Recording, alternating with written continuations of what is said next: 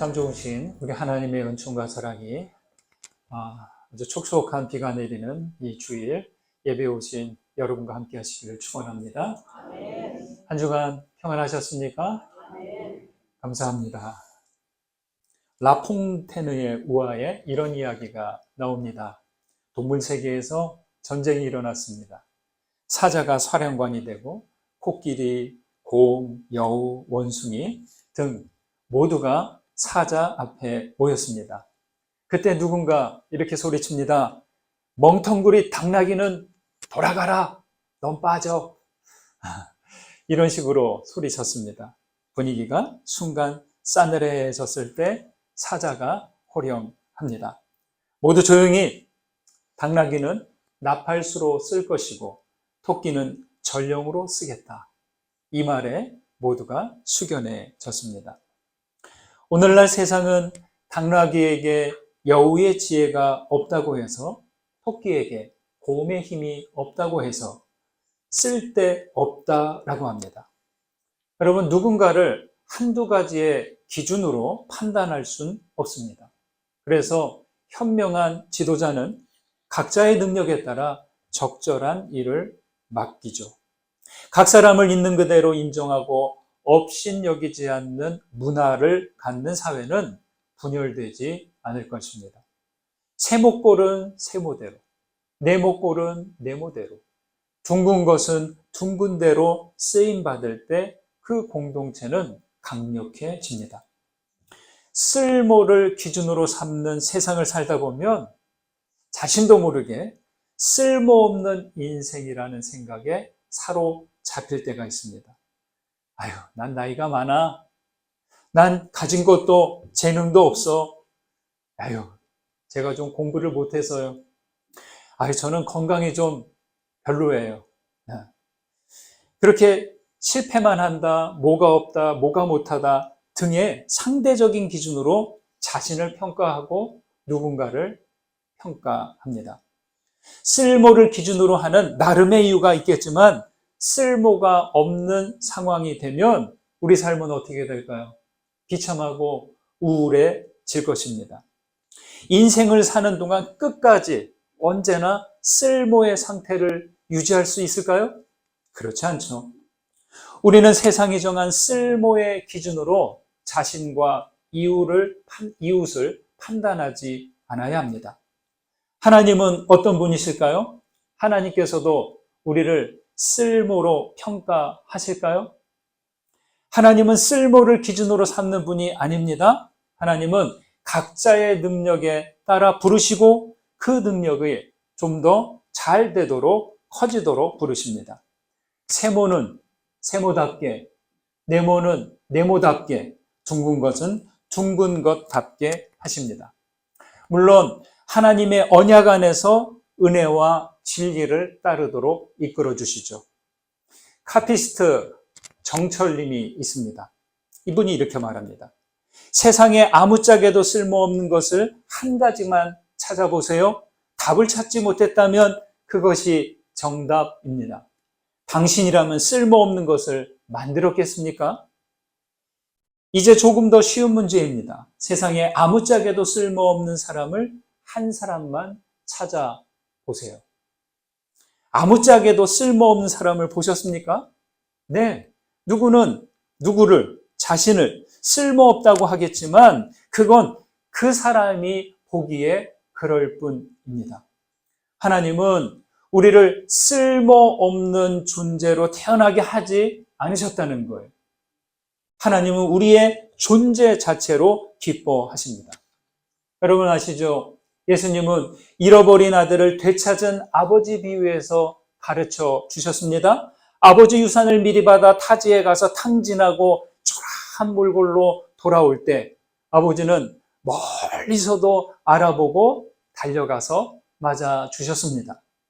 사람이라면 그렇게 떠난 아들을 죽었다 생각하고 잊어버렸을 텐데 아버지는 한순간도 잊지 않으셨습니다.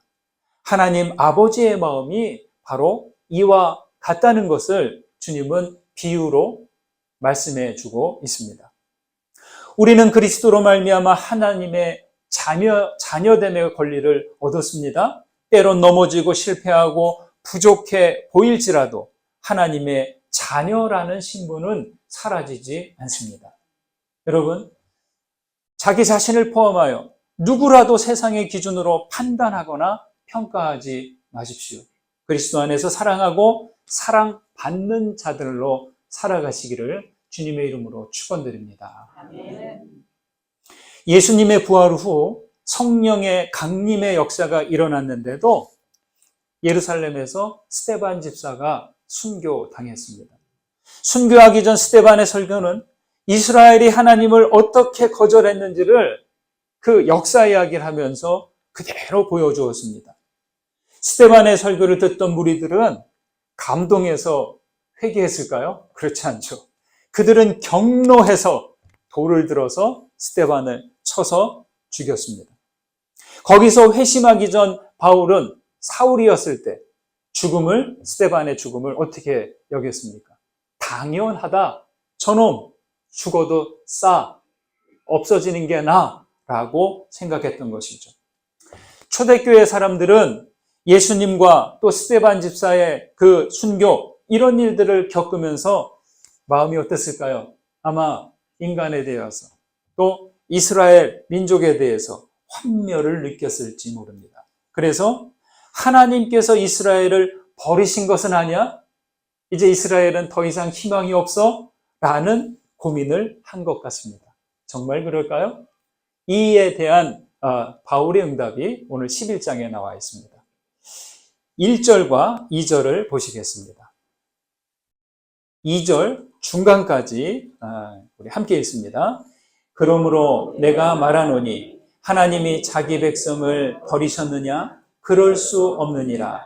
나도 이스라엘인이요 아브라함의 씨에서 난 자요 베냐민 지파라. 하나님이 그 미리 하신 자기 백성을 버리지 아니하셨나니. 여기까지. 네. 세상의 모든 관계는 철저히 조건적이에요. 주는 만큼 주고, 받는 만큼 주고, 네, 조건적입니다. 상대가 신뢰를 무너뜨리거나 내게 손해를 준다면 단호하게 어떻게 하세요? 관계를 끊어버립니다. 이스라엘이 선지자들을 박해하고 예수님을 십자가에 달리게 했을 때 세상 논리라면 하나님은 그들에게 어떻게 해야 됐어요? 보복하거나 관계를 끊어야 했습니다. 그러나 바울은 결코 그럴 수 없다고 여기서 소리칩니다. 엘리야 선지자가 바알 선지자들과 대결해서 승리하고서도 절망감에 휩싸여서 자기만 남았다고, 이제 죽고 싶다고 할 때 여호와께서는 어떻게 했습니까? 바알에게 무릎 꿇지 않는 7,000명을 남겨두었다라는 이야기를 여기서 상기시킵니다. 바울이 돌 감람나무와 같은 상태였을 때, 그러니까 스데반 집사가 순교당할 때 그래도 라는 생각을 갖고 있었을 때 돌 감람나무와 같은 상태죠. 이때 자기를 하나님이 부르셨는데 참 감람나무에 접붙여서 참 감람나무의 진액을 함께 받게 하신 일을 여기서 또 증언합니다. 그래서 바울이 이방인의 사도가 된 것처럼 하나님의 구원은 아직도 여전히 유효하다는 것을 증명합니다. 인간의 역사는 끊임없이 배신과 불순종의 연속일지라도 하나님은 창세부터 아시고 택하신 백성을 결단코 버리지 않으십니다. 20절과 21절 말씀도 보실까요? 20절, 21절 같이 읽습니다. 옳도다. 그들은 믿지 아니함으로 꺾이고 너는 믿음으로 섰느니라. 높은 마음을 품지 말고 도리어 두려워하라. 하나님이 원가지들도 아끼지 아니하셨은즉 너도 아끼지 아니하시리라. 이스라엘은 원가지예요. 본래 있던 가지예요. 이방 그리스도인들은 새로 난 가지입니다. 꺾인 가지와 꺾이지 않은 가지의 차이는 뭐예요? 믿지 않음과 믿음입니다. 그리스도를 믿지 않는 원가지는 꺾였다는 거예요. 그리고 믿는 새 가지는 이제 바로 섭니다. 여러분, 나무는 가지 하나 잘린다고 죽나요? 그렇지 않죠. 옆에서 세 가지를 내어 올립니다. 밑둥까지 잘려서 그루터기만 남아도 죽지 않습니다. 거기에서 또 세 가지를 밀어 올립니다. 이스라엘은 하나님의 선택을 받은 이스라엘만이 유일하다고 생각했습니다. 높은 마음을 품고 안일했던 거죠. 이스라엘은 늘 이런 자부심이 있어요.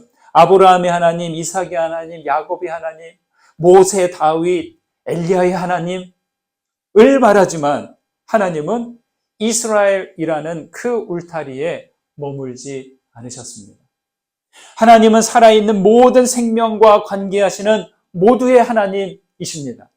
하나님의 구원은 시간과 공간, 민족과 문화의 경계를 넘어섭니다. 유대인들은 창조주 하나님, 구원의 하나님을 이스라엘 안에만 가두고 독점하려고 했어요. 여러분, 우주 만물을 창조하신 하나님을 고백하면서 이들이 이웃을 대하는 것은 어때요? 제한적이에요. 네. 어떨 때면 우리 어머님 표현대로 하면 밴댕이 소갈대 딱지처럼 그렇게 행할 때가 종종 보입니다. 그러나 그들은 예수님과 하나님을 믿지 못했기에 어떻게 됐어요? 꺾였다는 거죠. 그래서 바울은 경고합니다. 원가지인 이스라엘을 아끼지 아니하셨기에 이제 세 가지가 된 당신들도 이 믿음의 상태를 유지하지 않으면 하나님이 어떻게 하신다? 아끼지 않는다. 그냥 넘어가신다. 지나가신다. 이거를 경고합니다. 예수님이 마지막 지상명령을 말씀하셨죠. 땅끝까지 이르러 어떻게 해라? 내 증인이 되리라. 여러분, 이스라엘에만 머물지 말고 좀 유다, 사마리아 벗어나서 좀 계속 좀 퍼져나가라. 수면 위에 돌 하나 떨어지면 동심원이 어디까지 가요? 그 호수, 저수지 끝까지 나가잖아요. 그렇죠? 그렇듯이 복음의 증인이 되라. 복음을 전하신, 복음이 되신 예수를 증언하는 증인이 되라 말씀하셨습니다. 이것은 구원의 가지를 더 많이 세우고 싶어 하신다는 것을 말씀하시는 거죠. 나무는 가지 하나로 끝맺지 않고 두 번째, 세 번째, 네 번째 가지를 계속 뻗어나게 합니다. 예수님은 믿는 사람들을 통해 그 다음까지를 나게 하십니다. 우리를 부르신 것은 복음을 나에게서 끝내는 게 아니라 나를 통하여서 구원의 가지를 그 다음으로 뻗어가게 하기 위함인 것이죠. 여러분을 버리지 않으시는 하나님을 신뢰하십시오. 그리하여 꺾이지 않는 믿음의 가지가 되시기를 간절히 소망합니다. 29절입니다. 짧으니까 큰 목소리로 읽습니다. 시작. 하나님의 은사와 부르심에는 후회하심이 없느니라. 우리는 어떤 선택을 하고 나서 기대에 못 미치거나 또 어떤 잘 안 되면 어때요? 후회가 생기죠. 그렇지만 하나님은 그 은사와 부르심에 후회하지 않으신다고 하죠. 세번역에는 이 29절에 후회한다가 후회하심이 없다, 이것을 철회되지 않는다라고 해놨습니다. 저는 좀 후회보다 철회되지 않는다, 이 부분도 더 와닿습니다. 여러분, 하나님의 마음은 이것 아니면 저것식이 아니라 이것도 저것도 모두 함께라는 거죠. 뭐 아니면 도가 아니라 뭐와 도까지 다 경우에서 놓고 그 사이에 개, 걸, 윷까지 다 인정하고 받아들이신다는 겁니다. 마치 자녀들을 하나라도 잃지 않으려는 부모처럼 한 사람도 그 구원 계획에서 빠뜨리지 않으십니다. 이렇게 하나님의 마음에는 후회도 철회함도 없는데 인간은 어때요? 그렇지 않습니다. 수시로 후회하고 철회를 반복합니다. 우리의 모습은 어떻습니까? 자기 자신에 대해서, 누군가에 대해서 후회하고 있지는 않습니까? 스스로를 한번 돌아보십시오. 우리들 각자에게도 하나님께서 주신 은사와 부르심이 있어요. 그 중에 가장 좋은 선물, 구원과 영생의 선물을 받았고 지금 부르심을 따라가고 있습니다. 그럼에도 우리는 자주 후회하고 아직도 주저하고 두려워하고 그렇습니다. 여러분, 언제 후회가 되고 두려움이 다가옵니까? 인간의 지나친 욕망과 불안과 두려움에 휩싸이면 후회가 돼요. 아유, 괜히 했다. 아유, 그때 하지 말았어야 되는데. 네, 그런 후회 말이죠. 두려움을 견디기 위해서는 딱 한 가지뿐이에요. 하나님을 향한 신뢰를 철회하지 않는 것. 다른 것은 후회가 돼도 하나님을 향한 그 믿는 그 믿음, 그것은 후회하지 않는 겁니다. 그러나 바울이 불안과 두려움 가운데서도 성령을 따라 여기까지 온 것은 누구보다 자신을 향한 하나님의 은사와 부르심에 후회가 없다는 것을, 철회함이 없다는 것을 확신했기 때문입니다. 사람들은 후회할 수 있어요. 사람들은 아쉬움에 포기, 이럴 수 있어요. 그렇지만 하나님은 나를 향해서, 우리를 향해서 후회하지 않으신대요. 철회하지 않는데요. 여러분, 우리는 믿음으로 받았습니다. 제가 자주 말씀을 드리잖아요. 믿음은 앞으로 나아가라는 부르심이에요. 따라해 보실까요? 믿음은 앞으로 나아가라는 부르심이다. 뒷걸음질 치지 마세요. 이런 이유, 저런 이유, 이 핑계, 저 핑계, 상황은 계속 바뀌어요. 그러나 바뀌지 말아야 될 것은 하나님을 향한 우리의 믿음입니다. 뒷걸음질 치지 말고 앞으로 가셔야 합니다. 자, 그러면 그 앞은 어디입니까? 하나님 아버지죠. 하나님이 우리를 부르시는 것은 우리뿐 아니라 우리를 통해 다음 사람에게 연결되게 하기 위함입니다. 사실 삶은 어때요? 막연하고 불안해요. 막막해요. 오늘 잠자리에 들면서 내일이 확신을 갖고 잠자리에 들 분 계세요. 내일은 막연해요. 그 다음 주도 막막하고 오늘 잘 돼도 내일 어떻게 될지 모르는 게 우리 인생입니다. 그래서 막막함과 불안을 마주하면 집중이 안 돼요. 마음이 편치 않습니다. 이때 우리는 이 일이 손에 붙잡히지 않지만 하나님은 그럼에도 불구하고 일하신다. 내가 잘못해도, 인생들이 실패해도 그럼에도 불구하고 일하십니다. 하나님의 작업장은 어디예요? 무질서하고 불안한 이 세상입니다. 주님은 누구든 어떤 곳이든 마다하지 않고 찾아가십니다. 우리를 부르신 하나님의 선택은 초래되지 않습니다. 주님의 부르심을 따라 끝까지 동행해 가시기를 간절히 소망합니다. 32절 보실까요? 32절입니다. 하나님이 모든 사람을 순종하지 아니하는 가운데 가두어 두심은 모든 사람에게 긍휼을 베풀려 하심이로다. 여름이라 모기가 많이 달려들죠?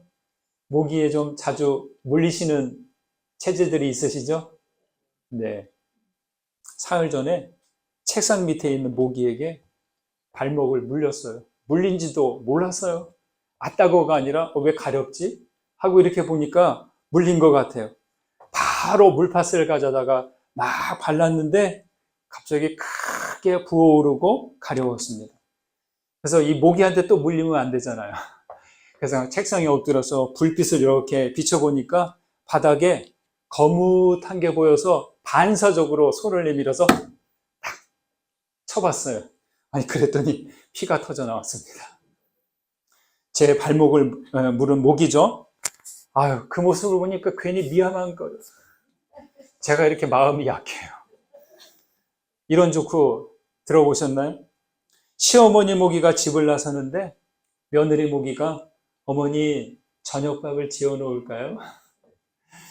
그러니까 며느리한테 시어머니가 이렇게 말했습니다. 모진 놈 만나면 맞아 죽을 것이고 좋은 사람 만나면 얻어먹을 거니까 점점점 말을 흐리면서 나갔습니다. 뭔 얘기인지 모르세요? 이래도 저래도 저녁밥 차리지 말라는 이야기죠. 저의 발목을 물은 그 모기는 그만 모진 놈을 만나서 비극적인 최후를 맞고 말았습니다. 여러분, 오랜만에 조크 좀 했는데 별로이신가 보네요. 이스라엘의 불순종 덕분이라고 해야 할까요?